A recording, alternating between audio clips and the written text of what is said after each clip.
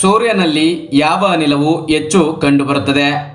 Options: A helium, B nitrogen, C hydrogen, D carbon.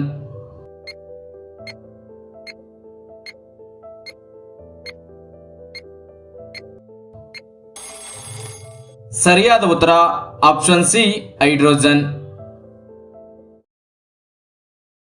ಖಾಲಿ ಹೊಟ್ಟೆಯಲ್ಲಿ 1 ಲೋಟ ರಾಗಿ ಅಂಬಲಿ ಕುಡಿದ್ರೆ ಏನಾಗ್ತದೆ? ಆಪ್ಷನ್ಸ್: ಎ ದೇಹದ ದೌರ್ಬಲ್ಯತೆ ದೂರವಾಗ್ತದೆ, ಬಿ ದೇಹ ತಂಪಾಗುತ್ತದೆ, ಸಿ ಬೇಗ ಸಣ್ಣ ಆಗುತ್ತಾರೆ, ಡಿ ದಪ್ಪ ಆಗುತ್ತಾರೆ.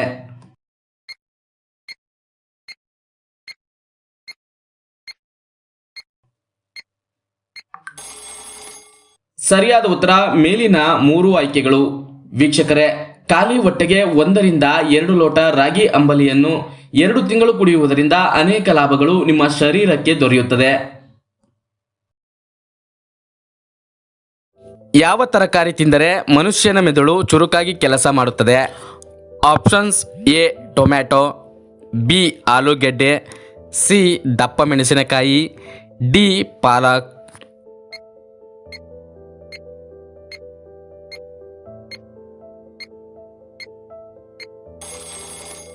ಸರಿಯಾದ ಉತ್ತರ ಆಪ್ಷನ್ ಡಿ ಪಾಲಕ್ ಸೊಪ್ಪು.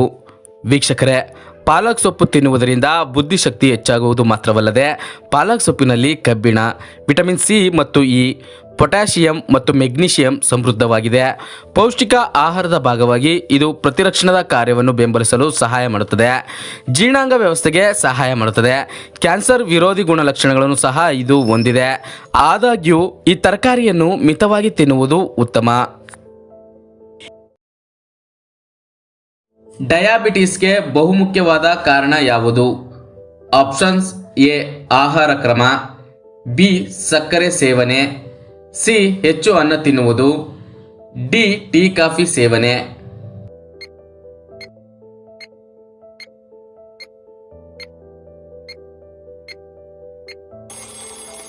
ಸರಿಯಾದ ಉತ್ತರ ಆಪ್ಷನ್ ಎ ಆಹಾರ ಕ್ರಮ.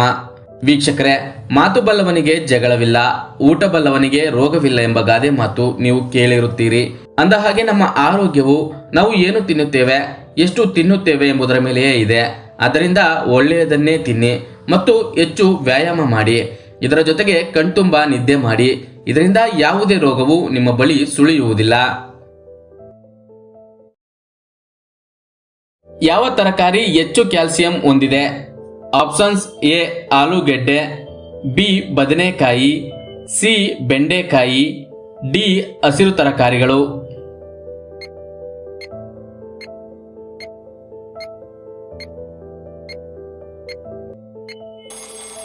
ಸರಿಯಾದ ಉತ್ತರ ಆಪ್ಷನ್ ಡಿ ಹಸಿರು ತರಕಾರಿಗಳು. ಯಾರಿಗೆ ಹೆಚ್ಚು ಕೋಪ ಬರುತ್ತದೆ? ಆಪ್ಷನ್ಸ್: ಎ ಮೇಧಾವಿಗಳಿಗೆ, ಬಿ ಸೋಮಾರಿಗಳಿಗೆ, ಸಿ ಚುರುಕಾಗಿರುವವರಿಗೆ, ಡಿ ಎಲ್ಲರಿಗೂ.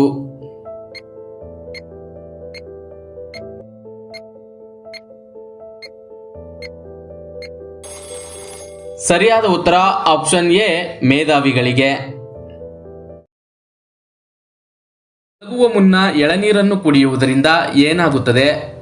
ಆಪ್ಷನ್ಸ್: ಎ ನಿದ್ರೆ ಬರುವುದಿಲ್ಲ, ಬಿ ಜೀರ್ಣಕ್ರಿಯೆಗೆ ಸಹಾಯ ಮಾಡುತ್ತದೆ, ಸಿ ಕಿಡ್ನಿ ಕ್ಲೀನ್ ಆಗುತ್ತದೆ, ಡಿ ತೊಂದರೆ ಏನೂ ಇಲ್ಲ.